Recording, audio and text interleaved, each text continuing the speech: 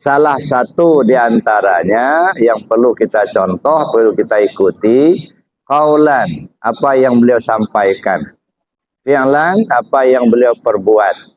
Ya, apa yang beliau sampaikan antara lain ya, jaddidu imanakum. Ini Rasul berkata kepada sahabatnya, perbaharu iman kalian. Lalu sahabat tanya, kaifa nujaddidu imanana ya Rasulullah? Bagaimana caranya kami perbarui iman kami ya Rasul? Apa jawab beliau? Faksiru bizikri la ilaha illallah. Banyak-banyak kalian sebut la ilaha illallah. Jadi kalau kita mau memperbaharui iman kita, salah satu caranya kata Rasul SAW, banyak-banyak sebut kalimat la ilaha illallah. Zikir dengan kalimat la ilaha illallah. Jadi kalau ada orang yang benci dengan zikir, bid'ah itu zikir, tanda tidak mengikuti Rasul. Bismillahirrahmanirrahim. Assalamualaikum warahmatullahi wabarakatuh.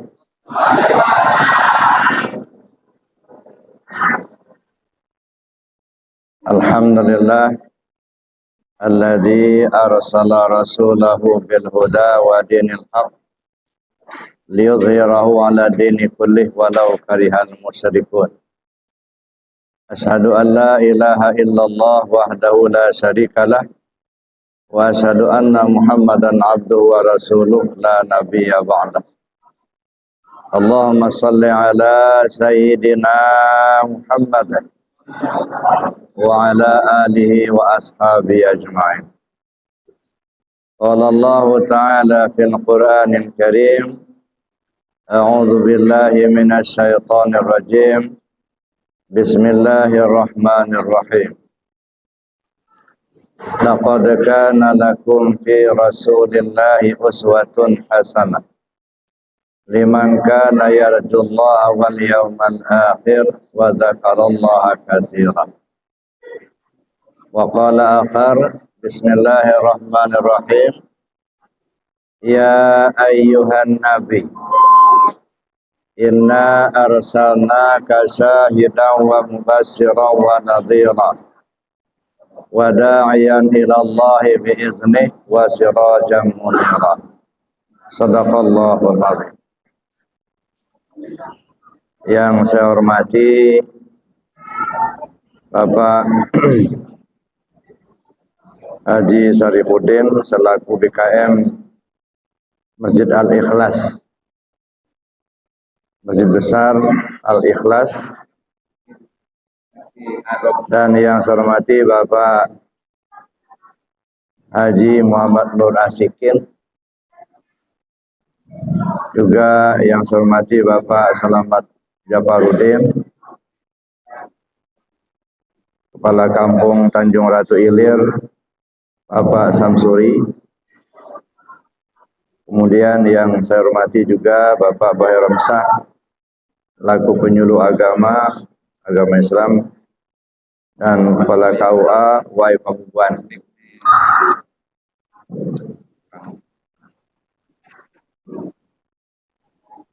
Dan juga tidak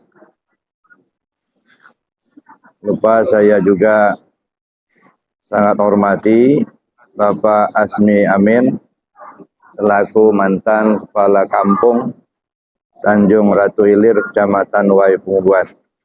Mudah-mudahan semuanya dipanjangkan Allah umurnya dan diberi kesehatan lahir dan batin. Kemudian bapak-bapak, para pinisepuh, Bapak Ibu, para jamaah rahimakumullah. Alhamdulillah, bersyukur kita kepada Allah Subhanahu wa taala di pagi hari menjelang siang ini kita ditakdirkan Allah dapat bersama-sama hadir di Masjid Besar Al-Ikhlas Tanjung Ratu Ilir ini dalam rangka kita memperingati hari kelahiran junjungan kita Nabi besar Muhammad sallallahu alaihi wasallam. Paling tidak ada 3 sasaran dari peringatan ini. Pertama, untuk menambah kecintaan kita kepada junjungan kita Nabi besar Muhammad sallallahu alaihi wasallam. Dengan kecintaan kita kepada beliau, insya Allah mudah-mudahan di akhirat nanti kita mendapatkan syafaat dari beliau. Dan beliau pernah rindukan kita. Kata Nabi kepada sahabat ketika itu, saya rindu dengan ikhwanku. Terus kata sahabat, ya kami juga ikhwan ya Rasul. Bukan, kalian bukan ikhwanku tapi sahabatku. Terus yang ikhwan itu siapa ya Rasul? Umatku yang mereka belum pernah ketemu aku, tapi mereka sangat mencintai aku. Mudah-mudahan kita ini termasuk di antaranya. Umat Nabi Muhammad yang mencintai beliau dan kita diakui oleh beliau sebagai ikhwannya. Kemudian yang kedua, sasaran dari peringatan ini untuk menambah keyakinan kita terhadap kebenaran ajaran yang beliau sampaikan. Jadi sehingga kita tidak ragu-ragu.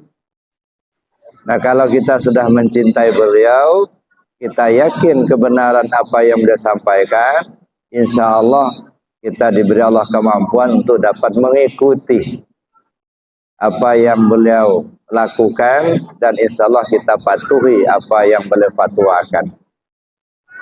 Nah oleh karena itu yang ketiga, sasarannya adalah momentum evaluasi.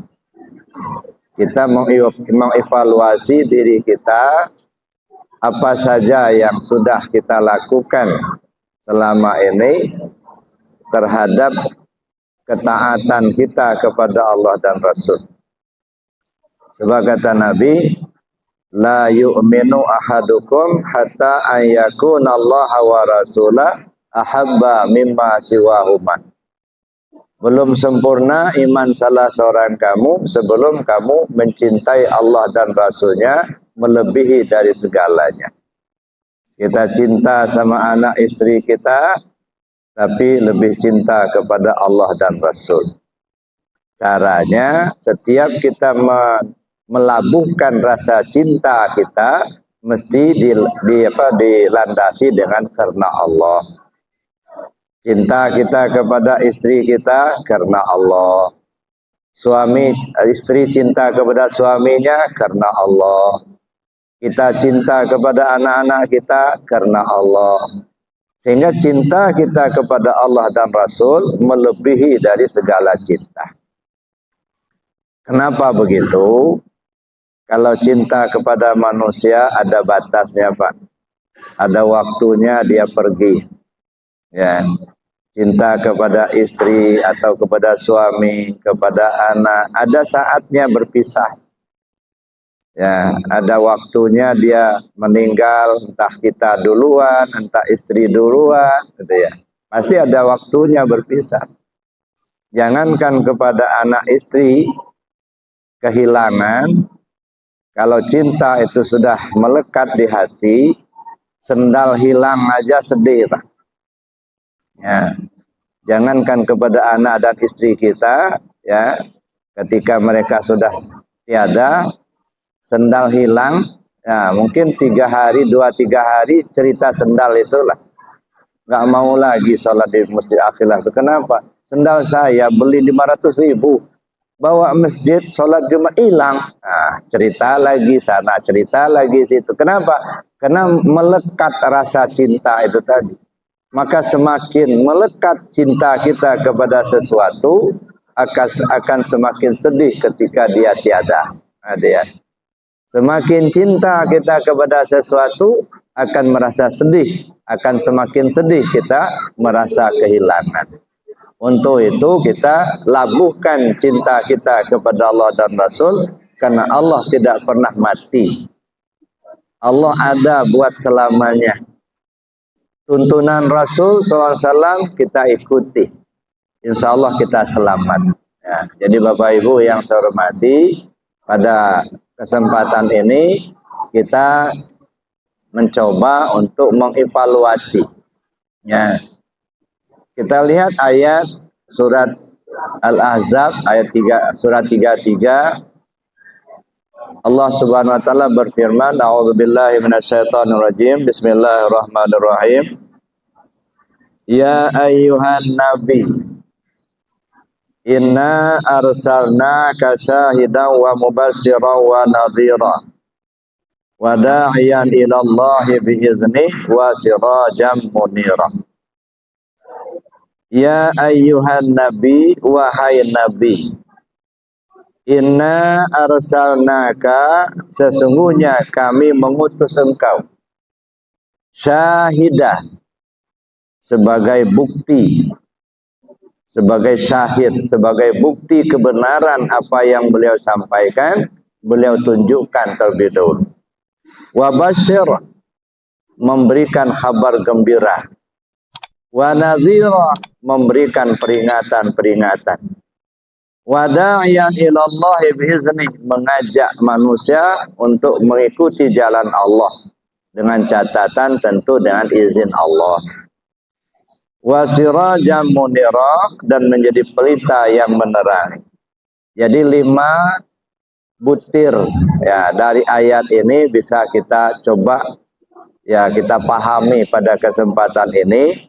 Mudah-mudahan kita bisa mengikuti junjungan kita Nabi besar Muhammad sallallahu alaihi wasallam. Karena Nabi itu dikatakan Allah menjadi uswatun hasanah. Ya, contoh tauladan yang baik buat kita semua. Bagi siapa orang yang ingin kembali kepada Allah, bagi siapa orang yang ingin selamat di hari akhir, dan bagi siapa orang yang ingin zikir yang banyak. Itu Rasul jadi contohnya. Baik, mari kita lihat satu persatu. Ya ayyuhan nabi, wahai nabi. Ini khitabnya kepada junjungan kita Nabi besar Muhammad sallallahu alaihi wasallam. Apa kata Allah? Inna arsalnaka syahidah. Sesungguhnya kami mengutusmu sebagai bukti. Nah, kalau kita jadi pengikut Muhammad SAW, bukankah kita juga harus menjadi bukti, Pak? Bukti kita ini pengikut Rasul, maka kita tunjukkan. Jangan hanya sekedar kita mengucapkan saya pengikut Muhammad, tapi tak ada bukti. Apa buktinya? Syariat Muhammad kita jalankan. Nah, jadi kalau syariatnya kita tidak jalankan, tidak ada bukti. Sholatnya enggak, misalnya itu ya. Suruh puasa, puasa enggak. Dilarang judi, malah judi. Dilarang maling, malah maling dia kerjakan. Nah, jadi tidak membuktikan. Nah, jadi Bapak Ibu, jadi kita ini menjadi bukti akan kebenaran apa yang kita imani. Apa yang kita yakini, kita buktikan terlebih dahulu. Kita buktikan bahwa kita ini adalah pengikut Nabi Muhammad SAW. Apanya Nabi yang harus kita ikut? Kan sering kita sampaikan oleh para mubaligh juga, gitu ya, bahwa kita ini mengikut junjungan kita Nabi besar Muhammad SAW. Apalagi ayat tadi dibacakan, laqad kana lakum fi Rasulillahi uswatun hasanah. Paling tidak ada 9 poin, Pak, yang perlu kita ikuti. Ya, mungkin sering kita lantunkan dalam doa kita. Allahumma rzuqna mutabatan nabiyyina Muhammadin sallallahu alaihi wasallam awalan wa akhiran wa zahiran wa batinan wa qawlan wa fi'lan wa ta'atan wa ibadatan wa amalan salihah. Jadi ada 9 poin yang perlu kita ikuti. Banyak sebenarnya itu diantaranya yang 9 poin. Kita ikuti bagaimana awal Muhammad, bagaimana akhir Muhammad, bagaimana zahir Muhammad, bagaimana batin Muhammad. Ini urusan tasawuf, urusan ilmu hakikat. Lalu qaulan, perkataannya, fi'lan, perbuatannya, ta'atan, ketaatannya, ibadatan, ibadahnya, amalan soleha, amal solehnya. Itu urusan syariat. Jadi artinya kita mengikuti Nabi itu dari dua hal. Dari sudut syariat, lahiriah, dan dari sudut hakikat batiniah. Jadi dua-duanya harus kita ikuti. Ya, jadi bukan hanya syariat lahiriahnya saja, tapi juga hakikat batiniah. Ya, awal Muhammad, apa itu awal Muhammad? Awal Muhammad dalam bahasa tasawuf namanya Rabbani. Akhir Muhammad disebut dalam istilah tasawuf namanya Nurani. Zahir Muhammad namanya Jasmani. Batin Muhammad namanya Ruhani. Nah, bagaimana beliau menempatkan ini? Jasmani, kemudian Ruhani, Nurani, dan Rabbani. Kalau bahasa kita yang gampang kita pahami, Pak, ya deh. Rabbani itu rahasia diri kita. Nurani itu hati pada kita. Jasmani tubuh pada kita. Ruhani ruh pada kita, nyawa pada kita. Jadi empat ini. Jasmani, kemudian hati, kemudian ruh, nyawa, dan rahasia diri. Ini urusan tasawuf. Nah, bagaimana beliau menempatkan itu? Itu kita contoh. Begitu juga bagaimana beliau menempatkan kaulan, fi'lan, ta'atan, ibadatan, amalan solehah. Ini urusan syariat. Juga kita contoh. Nah, mencontohnya ini tentu kita perlu pelajari lebih dahulu. Salah satu diantaranya yang perlu kita contoh, perlu kita ikuti, kaulan, apa yang beliau sampaikan. Fi'lan, apa yang beliau perbuat. Ya, apa yang beliau sampaikan antara lain ya. Jaddidu imanakum. Ini Rasul berkata kepada sahabatnya, perbaharu iman kalian. Lalu sahabat tanya, kaifa nujaddidu imanana ya Rasulullah? Bagaimana caranya kami perbarui iman kami ya Rasul? Apa jawab beliau? Faksiru bidzikri la ilaha illallah. Banyak-banyak kalian sebut la ilaha illallah. Jadi kalau kita mau memperbaharui iman kita, salah satu caranya kata Rasul sallallahu alaihi wasallam, banyak-banyak sebut kalimat la ilaha illallah. Zikir dengan kalimat la ilaha illallah. Jadi kalau ada orang yang benci dengan zikir, bid'ah itu zikir, tanda tidak mengikuti Rasul. Ya. Itu salah satu diantaranya, banyak-banyak sebut la ilaha illallah. Nah, cuman di kita ini kadang-kadang baru sebatas menyebut kalimatnya. Ya, belum paham apa yang dimaksud oleh kalimat itu. Ya kan sering kalau riungan kan. Afdhalul dzikir fa'lam annahu la ilaha illallah. Seafdal-afdal zikir, ketahuilah. Fa'lam itu artinya ketahuilah. Ketahuilah itu artinya berilmu. Berilmulah kamu tentang la ilaha illallah itu untuk mendapatkan afdolnya. Ya. Maka kita perbanyak zikir kita dengan kalimat la ilaha illallah. Itu salah satu cara memperbarui iman. Ya. Kemudian Bapak Ibu yang saya hormati, nah kita buktikan. Kalau memang betul kita ini pengikut Muhammad SAW, nah kita buktikan bahwa kita adalah mengamalkan apa yang beliau sampaikan. Nah, ini kalau kata ada orang yang membedahkan zikir, membedahkan tasawuf, saya kira tidak mengerti itu. Nggak usah diikuti, nggak usah didengarin lah. Ya, karena jelas-jelas itu Rasul yang perintah, jaddidu imanakum bikasrati qauli la ilaha illallah.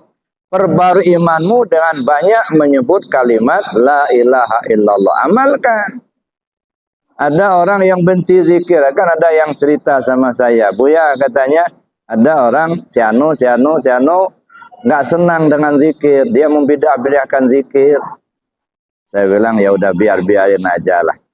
Mumpung dia masih hidup, nanti kalau udah mau mati baru tahu dia pentingnya zikir. Ya, ada dulu kisahnya Pak. Ya, ada orang benci betul sama zikir itu. Kemana-mana dia ya membenci zikir, bid'ah zikir, segala macam lah. Pokoknya orang yang berzikir dimusuhin. Ya, dalalahnya Pak, mohon ampun sama Allah. Saya tahu saya ceritakan di mana dan siapa, tidak penting. Yang penting kita ambil pelajarannya sajalah. Dalalahnya waktu dia akan meninggal dunia, masuk kamar WC, kamar mandi, BAB dia di situ. Nggak lama setelah itu diubek-ubeknya kotorannya sendiri. Nah sudah lagi mau ubek-ubek itu ninggal sampai lidahnya terjulur. Apa itu yang dimaukan? Tentu kita nggak mau seperti itu. Berlindung kita kepada Allah jangan sampai seperti itu. Jadi kalau benci kepada zikir tanda benci sama Allah. Ya. Alamatu hubbillah hubbi zikrillah. Wa alamatu ghadbillah ghadbi zikrillah. Tanda orang cinta kepada Allah senang zikir. Tanda orang benci kepada Allah benci sama zikir. Jadi kalau udah benci sama zikir, itu udah benci sama Allah. Zikir itu bukan punya kita, Pak. Zikir itu punya Allah. Kita cuma pengamal aja. Nah, oleh karena itu kita ikuti, kita buktikan bahwa kita ini adalah pengikut junjungan kita Nabi besar Muhammad SAW. Yang kedua, syahidah mubasyirah. Memberi kabar gembira.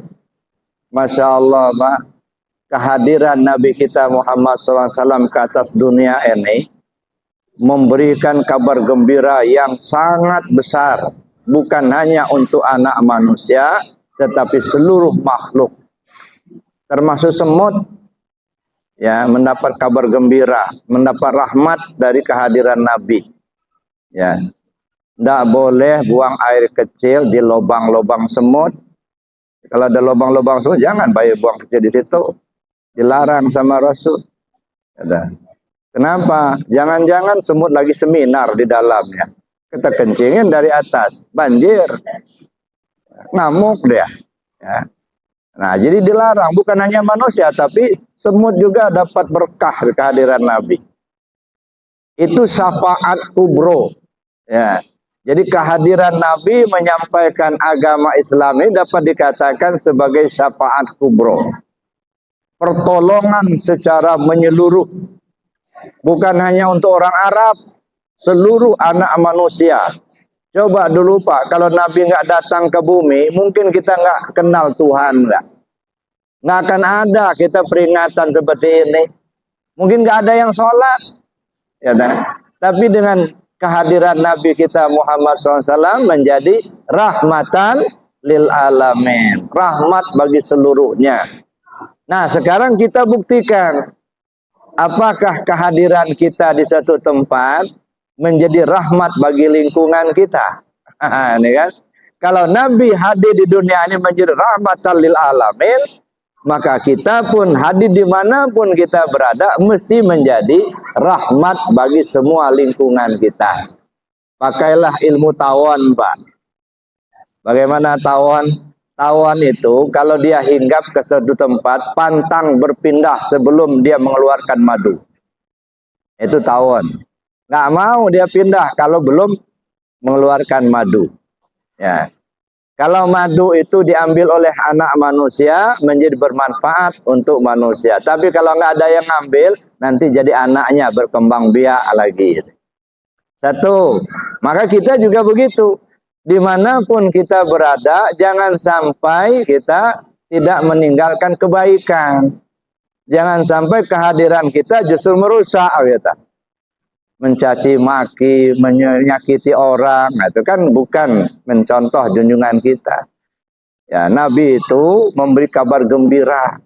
Nah, kita juga harus begitu sebagai pengikut Rasul SAW. Ya, menjadi kabar gembira bagi orang yang ada di lingkungan kita. Berbuat baiklah sebanyak-banyaknya. Ya, karena kata Nabi SAW, khairun nas anfa'uhum linnas. Sebaik-baik manusia yang banyak memberi manfaat buat orang lain. Nah, silakan kita tampilkan apa yang bisa memberi manfaat buat orang lain. Mungkin orang lain akan dapat memberi manfaat dari kita melalui ilmu kita. Mungkin orang lain akan dapat manfaat dari kita melalui pikiran kita, melalui harta kita, melalui tenaga kita, terserah. Yang penting kehadiran kita di dunia ini ada manfaatnya buat orang lain. Ini Rasul SAW menjadi membuat orang bergembira, rahmatan lil alamin. Itu yang pertama, ilmu tawon. Jangan pernah berada pada satu tempat ya kalau tidak meninggalkan kebaikan-kebaikan. Satu. Yang kedua, sampai sekarang saya belum pernah dengar cerita, Pak. Tawon itu hinggap, ranting patah. Ada enggak? Tawon hinggap di satu tempat, rantingnya patah. Belum pernah ada. Jadi artinya tidak pernah ada ranting yang patah kalau dihinggapi oleh tawon. Nah, bagaimana kita jangan pernah ada orang tersakiti oleh kita, ya, dimanapun kita tinggal. Nggak ada orang yang sakit hati kena omongan kita. Nggak ada orang yang rugi kena perbuatan kita. Ya, sehingga betul-betul kita menjadi rahmat bagi lingkungan kita, dimanapun kita berada. Jadi Bapak Ibu yang saya hormati, itu madu dan tidak ada ranting yang patah dihinggapi tawon. Itu yang kedua. Yang ketiga, nazira, memberi peringatan. Ya ayyuhan nabi inna arsalnaka syahidan wa mubasyira wa nadhira. Memberi peringatan-peringatan. Ya, mana yang benar kita sampaikan, mana yang salah kita juga tegur, kita luruskan. Bapak Ibu yang saya hormati, kita juga sebagai umat Muhammad SAW juga perlu untuk mengingatkan, ya, mengingatkan tugas kita. Balighu anni walau ayat, sampaikan dariku walaupun satu ayat. Jadi untuk menyampaikan ajaran agama ini, ya kalau konsep Rasulullah SAW tidak mesti harus tahu semua dulu. Walaupun satu ayat yang kita tahu itu sampaikan, ajak orang berbuat baik, gitu ya. Ya ayyuhan nabi inna arsalnaka syahida wa mubasyira wa nadhira wa da'iyan ilallahi biizni. Ajak orang berbuat baik, tapi catatan izin Allah. Artinya apa? Ketika kita berhasil mengajak orang untuk taat kepada Allah dan Rasul, tidak perlu kita bergembira, Pak. Kenapa? Itu bukan keberhasilan kita. Karena Allah yang kasih petunjuk sama yang bersangkutan. Kita ngajak orang, ayo Pak kita sholat, ayo Pak kita zikir. Nah, ada kan kawan-kawan kita datangin dari rumah ke rumah, ngajak orang untuk sholat, ya baguslah. Ya, tapi kalau ada orang ikut, jangan merasa berhasil. Itu bukan keberhasilan Anda, tapi itu adalah petunjuk Allah yang disampaikan lewat yang bersangkutan. Kalau tidak berhasil, jangan frustasi, bukan kegagalan Anda. Tetapi Allah belum memberi petunjuk kepada yang bersangkutan. Jadi berhasil kita tidak sombong, gagal pun tidak frustasi. Kenapa? Karena kita mengajak orang untuk berbuat baik. Pada akhirnya Allah lah yang menentukan siapa yang akan diberi, siapa yang tidak. Nah, ini mengajak orang berbuat baik. Apa perbuatan baik itu? Banyak, Pak. Ya, baik perbuatan baiknya itu melalui amal ibadah, atau perbuatan baiknya itu melalui sedekah dan lain sebagainya lah. Pokoknya perbuatan-perbuatan baik untuk diri kita maupun baik untuk orang lain. Tapi jangan lupa tadi biiznillah, dengan izin Allah. Bapak Ibu yang saya hormati, ya oleh karena itulah maka kita perlu untuk menyebarkan kebaikan-kebaikan tadi.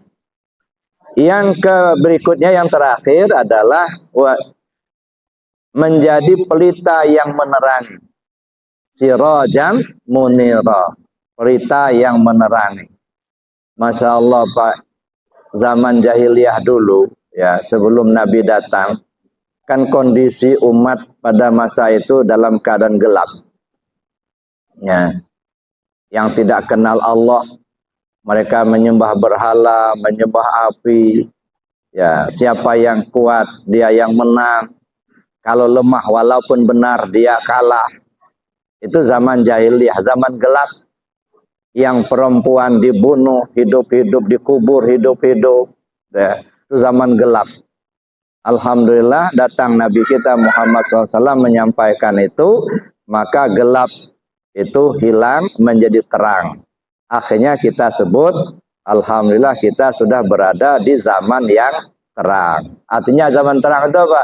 Kita berada di zaman yang sudah tahu tentang Tuhan, tahu tentang Allah.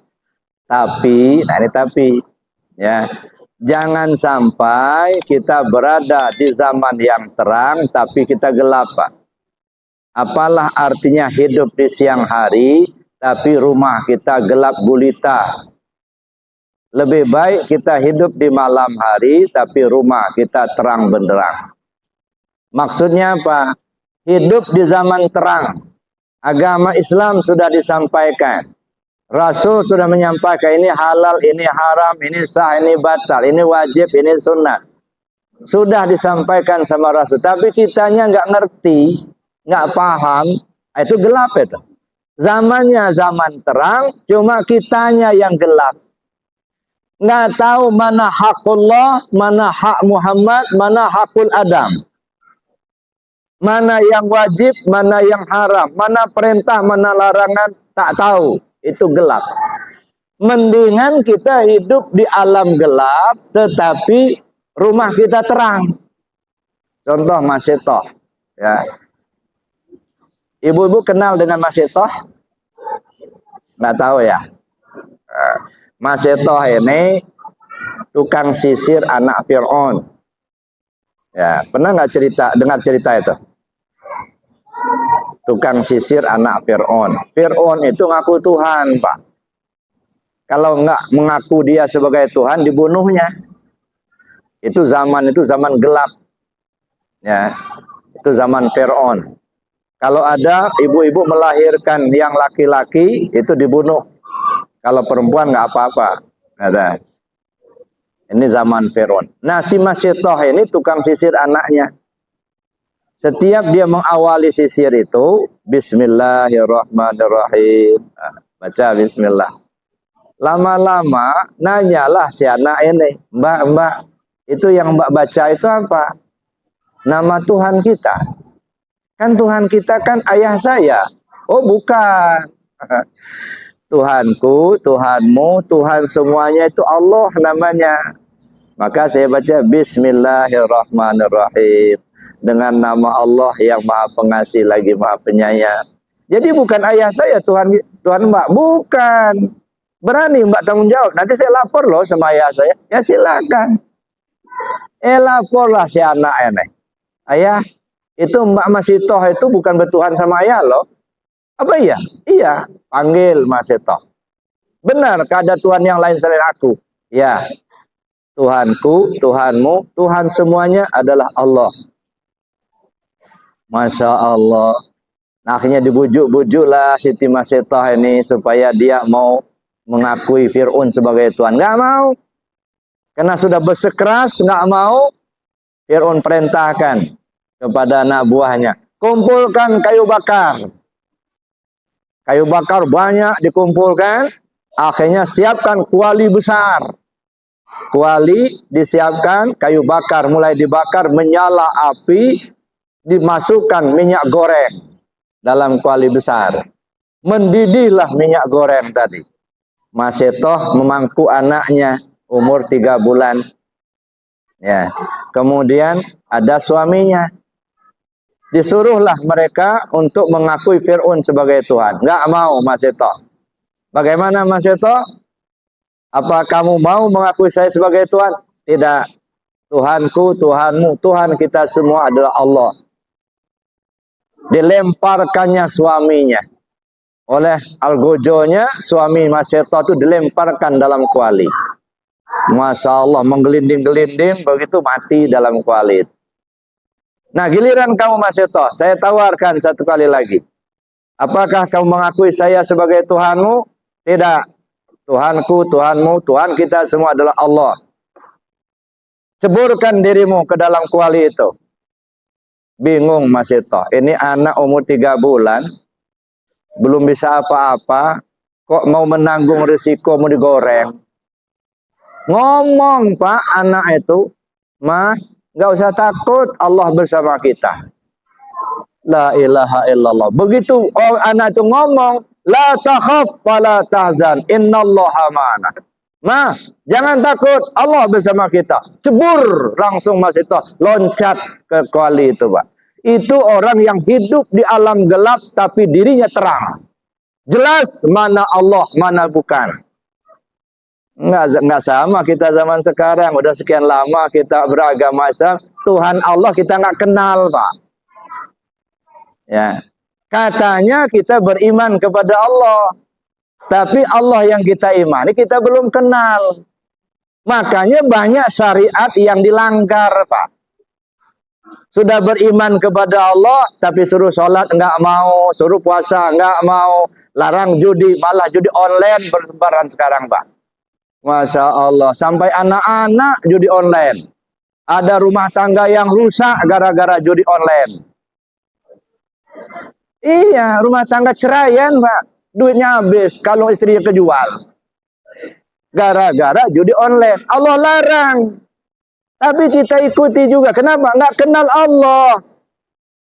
Maka saya bilang kadang-kadang orang tuh lebih takut sama Pak RT ketimbang sama Allah.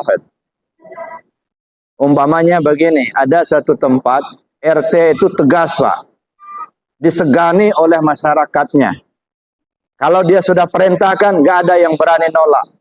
Kenapa? Dia tegas, pimpinan yang tegas. Pada satu ketika datang pengumuman di masjid, bapak-bapak pagi ini kita akan gotong royong. Diharap supaya datang ke masjid untuk kita laksanakan gotong royong. Datang semua, Pak. Kenapa? Siapa yang mengumumkan? Pak RT. Takut. Tuh, kalau nggak mau datang dipecat dari kampungnya nanti. Datang semua.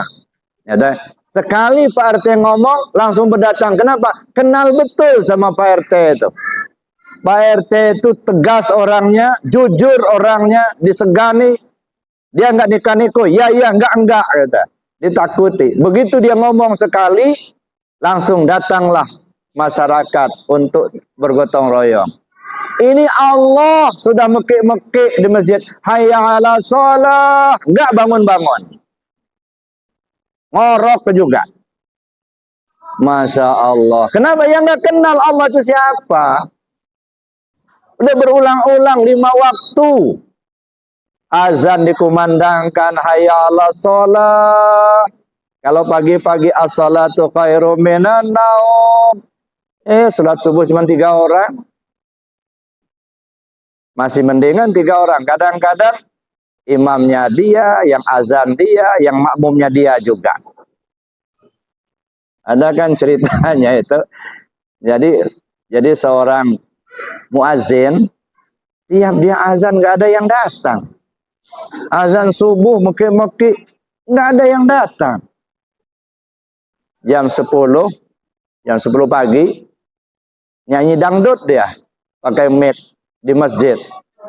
Begitu dia jadi nyanyi dangdut, datanglah orang, ya, bawa pentungan. Gila kamu katanya, masa lagu dangdut di masjid katanya. Sabar Pak, yang gila siapa? Saya apa bapak-bapak? Saya panggil tadi pagi hayyalah sholat satu khairum minan naum, bapak nggak datang. Begitu saya nyanyi dangdut, bapak datang. Kira-kira yang gila siapa ya? Akhirnya mundur, oh, iya juga ya katanya.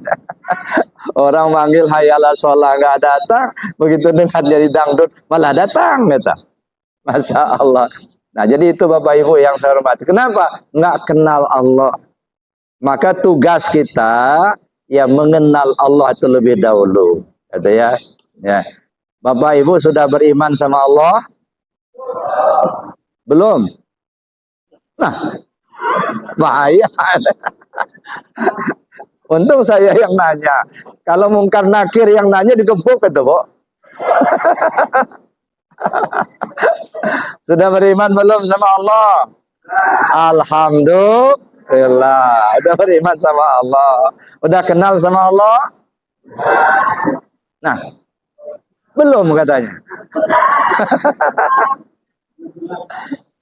Saya ambil contoh. Ada orang, Pak. Ada orang datang ke rumah kita. Kata kita kenal betul namanya. Badu namanya. Si Badu namanya. Tapi kita nggak kenal banget nggak. Cuma tahu namanya saja. Datang dia ke rumah kita. Udah sekian tahun nggak pernah datang. Ya. Sementara bapak atau ibu mau pergi meninggalkan rumah. Di rumah tuh nggak ada siapa-siapa. Rencananya mau dikunci rumah itu karena bapak ibu mau berangkat keluar. Ini si Badu ini datang begitu. Kira-kira mau nggak nyerahkan kunci rumahnya? Enggak. Kenapa tidak? Tidak kenal. Kalau tidak kenal kenapa? Tidak percaya. Ya, nggak mau nyerahkan kunci rumah. Kenapa? Ya nggak kenal. Kenapa memangnya kalau nggak kenal? Ya nggak percaya sama dia.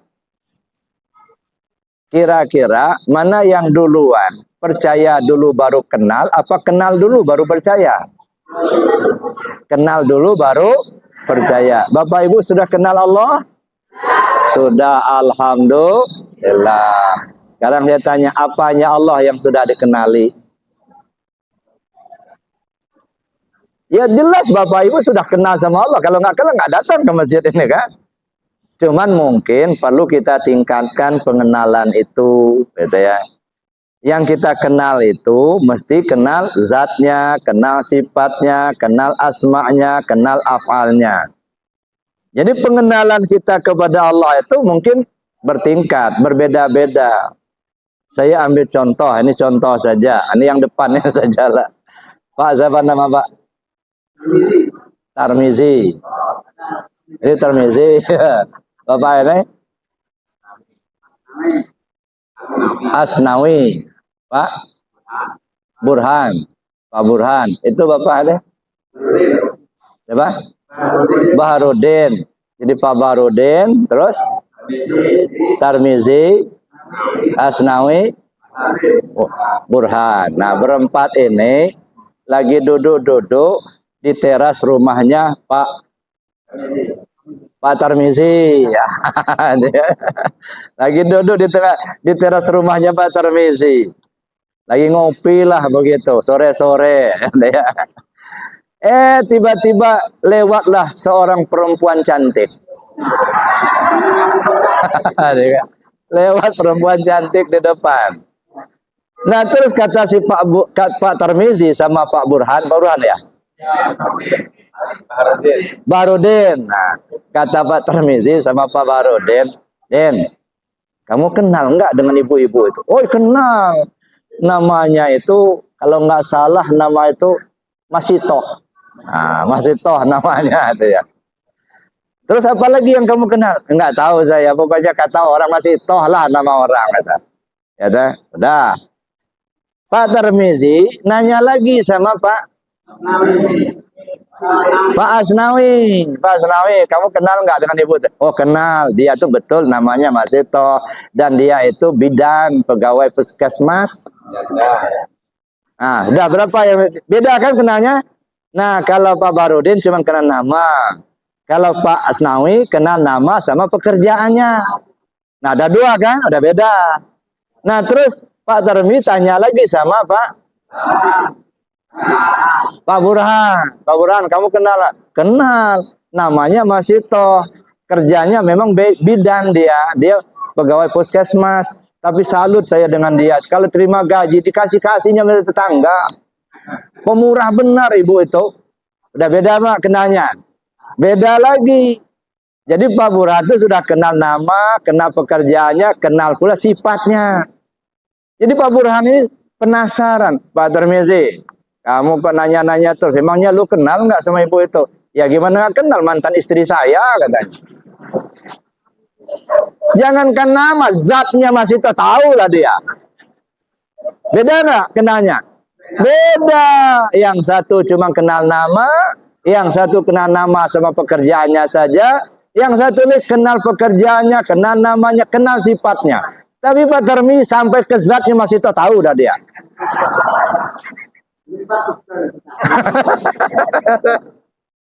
Jadi itulah Pak. Jadi kita mengenal Allah itu tidak hanya cukup nama. Siapa Tuhanmu? Allah. Nama. Nama itu sebutan Pak. Kalaupun tak ada orang menyebut Allah sedunia ini, Allah itu tetap ada. Gitu. Nggak usah kita sebut Allah, Allah tetap ada. Nah sekarang yang bernama Allah itu siapa? Nah ini masalah gitu ya. Makanya perlu kita kenali dulu. Ingat Allah, bagaimana cara ingat Allah gitu ya. Ya yang kita ingat bukan nama, tapi zat yang bernama Allah. Nah perlu kita kaji lebih jauh itu nanti. Kita tanya kepada mereka yang ahlinya. Oleh karena itu Bapak Ibu yang saya hormati, satu hal yang saya ingin pesankan kepada kita, tujuan kita hidup ini apa? Apa sih tujuan hidup ini? Jadi kalau kita nggak tahu tujuan hidup kita ini kan ngambang Pak. Seolah-olah tujuan hidup kita cari duit gitu. Ya, bukan. Tujuan hidup ini ingin selamat kembali kepada Allah. Inna lillahi wa inna ilaihi raji'un. Ibu-ibu mau kembali ke Allah apa tidak? Mau. Bapak-bapak mau apa tidak? Mau. Mau cepat apa mau lambat?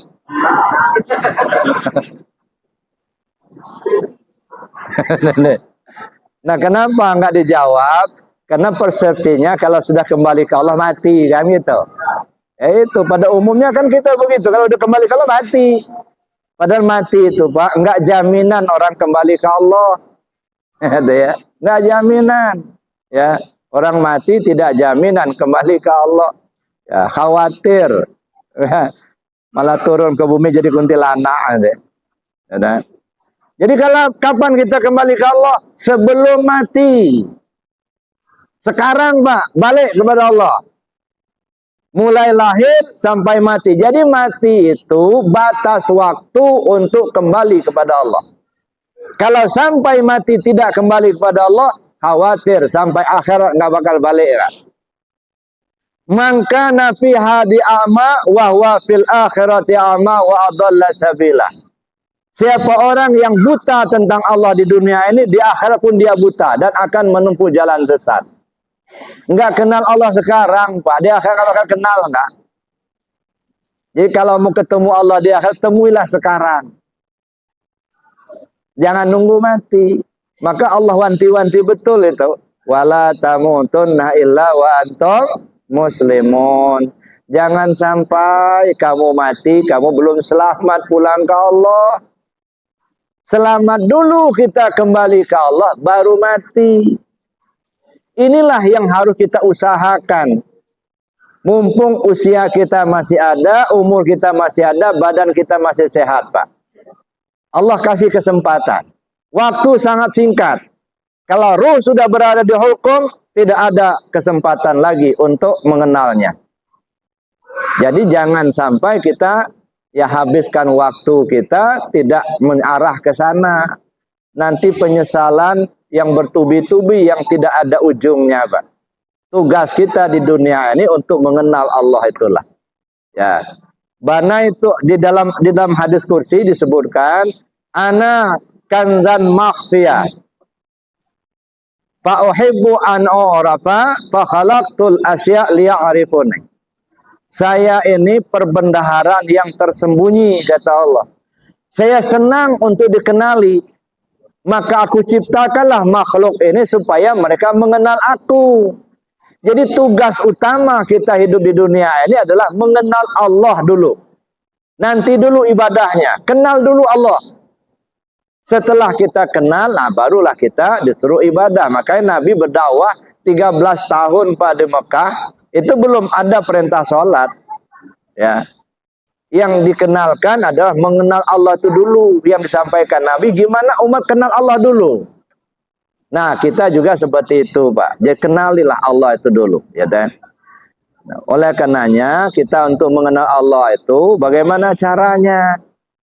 Ya, keliling dunia cari Tuhan, gak bakal ketemu, Pak. Nanti ya.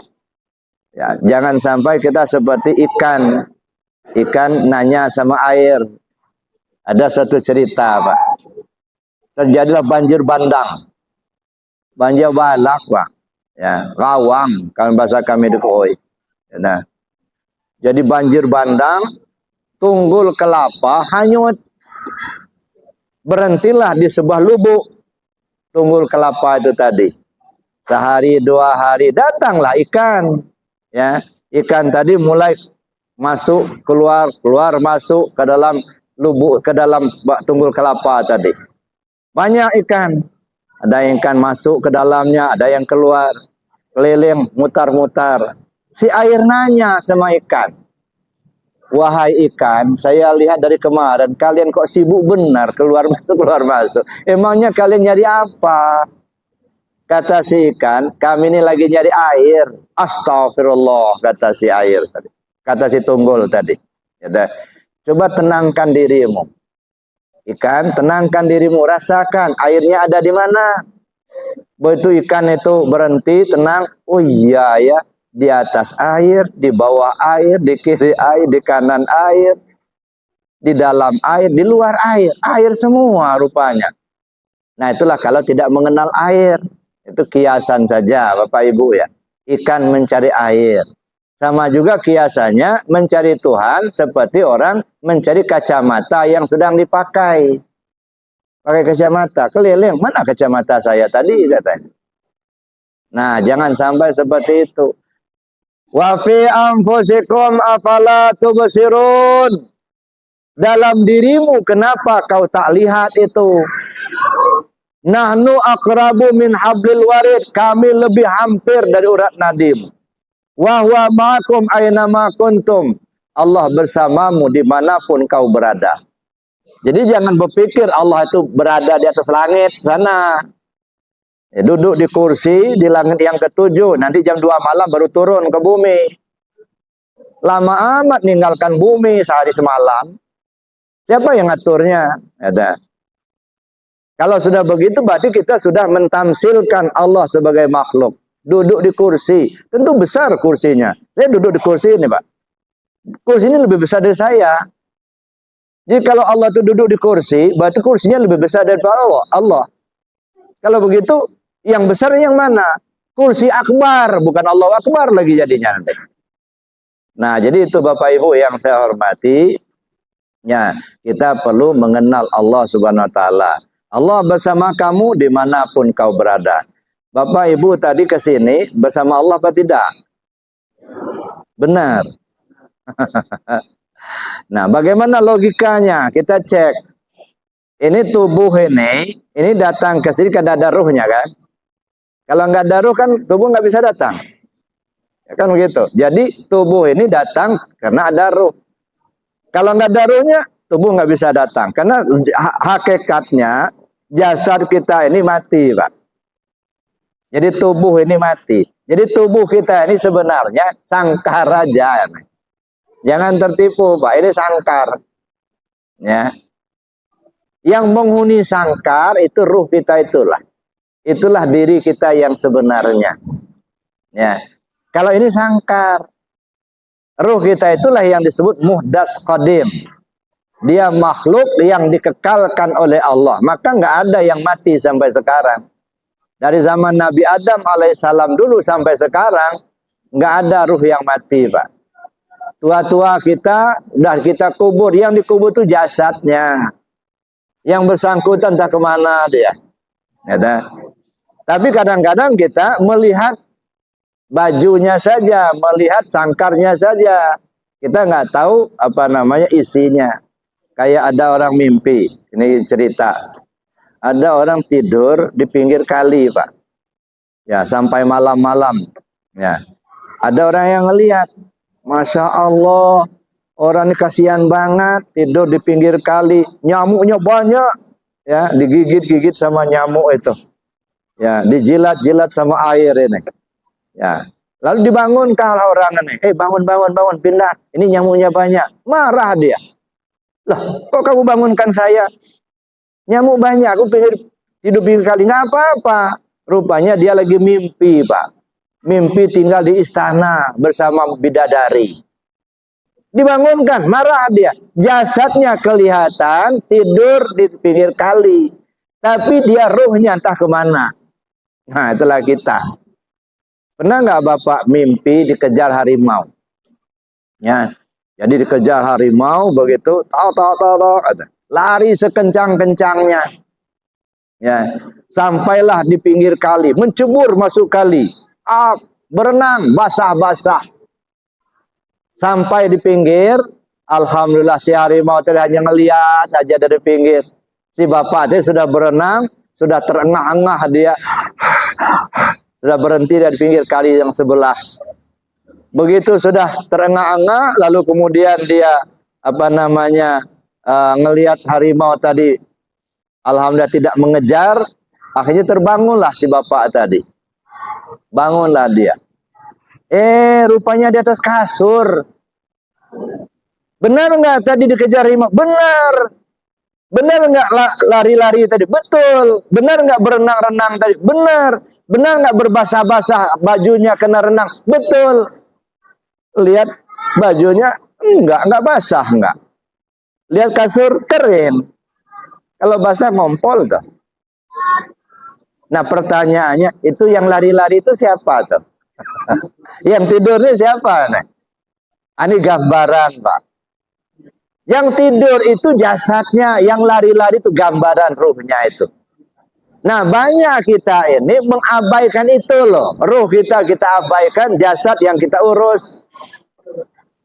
Makanya dulu pernah ada Luqman Al-Hakim kasih nasihat sama anaknya, nak, hati-hati kamu menjalani hidup ini. Kenapa ayah? Dirimu itu terdiri 3 bagian. Satu bagian yang akan kau persembahkan kepada Tuhanmu, itulah ruhmu. Satu bagian lagi untuk dirimu sendiri, itulah amalmu. Satu bagian lagi yang akan kau persembahkan sama belatung, sama cacing. Nah, terus kata anaknya, kok bisa begitu ya? Iya katanya, yang akan kau persembahkan sama Tuhanmu, ruhmu. Tapi yang akan kau persembahkan sama belatung, itu tubuhmu. Amalmu untuk dirimu sendiri. Manusia ini banyak, maaf Bapak Ibu, lebih mempersiapkan diri untuk dipersembahkan sama belatung ketimbang sama Allah. Yang mau dipersembahkan sama Allah ditelantarkan, nggak dikasih makan. Tapi yang mau dipersembahkan sama belatung itu diurus bagus-bagus. Makanan enak dibuat, mobil mewah dibeli, rumah bagus dibikin. Untuk siapa? Untuk jasad ini. Yang ruh kita itu yang akan dipersembahkan sama Allah. Tapi kita telantarkan, Pak. Makanya dulu ada jamaah begitu cerita, orang tuanya udah sakit, ya umurnya juga sudah 90 tahun. Udah sakit-sakitan. Ya, saya bilang ya diurus dengan baik. Tetapi ibarat rumah, saya bilang, kalau memang rumahnya sudah lapuk, yang sudah tidak mungkin lagi diperbaiki, dengan tidak mengabaikan rumahnya, selamatkan penghuni rumahnya. Jangan sampai memperbaiki rumah yang lapuk, yang nggak kunjung beres, sementara penghuni rumahnya kita abaikan. Akhirnya kita rugi, ya nyesal nanti. Artinya kalau memang jasad ini sudah nggak bisa diselamatkan lagi kena waktunya, umurnya, perhatikan penghuni jasad, ruh kita itu. Kasih makan yang kenyang. Apa makanan ruh? Zikir yang banyak. Itu ya. Zikir yang banyak, ibadah yang banyak, kenali Allah. Kemana kita akan pergi sesudah mati nanti. Harus tahu dulu alamatnya. Ya. Nah, kemana kita pergi sudah mati? Ibu-ibu, bapak-bapak, kalau mati rencananya mau kemana? Nah, ibu, mau ke surga. Udah pernah ke sana belum? Nah ini masalah ya, nih. Jangan sampai kesasar, Pak. Ya, surga itu kenikmatan pemberian Allah. Tujuan kita bukan ke surga. Tujuan kita kemana? Kembali kepada Allah. Inna lillahi wa inna ilaihi raji'un. Dari Allah pulang ke Allah. Itu satu. Yang kedua, kita pelajari rute jalan yang akan kita lewati.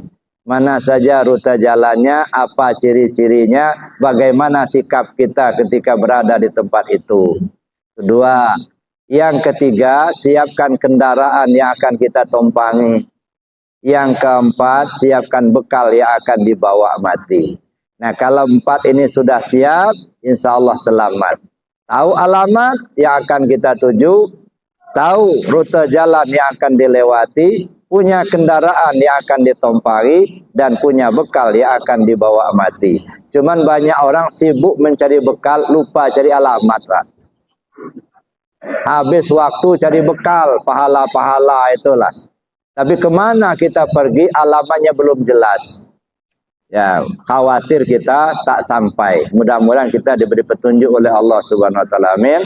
Allahumma amin. Bapak Ibu yang saya hormati, terakhir yang saya sampaikan, dalam memperingati Maulid Nabi ini, kita harapkan mudah-mudahan kecintaan kita kepada Rasul akan bertambah-tambah. Ya, alamatu hubbillah hubbi dzikrillah, kata Nabi. Ya, tanda orang cinta kepada sesuatu sering disebut-sebutnya. Cinta kepada Rasul, banyak sholawat. Cinta kepada Allah, banyak zikir. Nah, terus menerus hati kita ingat kepada Allah di mana saja kita berada. Sehingga kalau kita sudah mencintai Allah, mudah-mudahan di akhirat kita mendapatkan syafaatnya. Amin. Allahumma amin. Saya kira demikian saja Bapak Ibu yang dapat saya sampaikan. Mudah-mudahan yang sedikit ini ada manfaatnya untuk kita semua.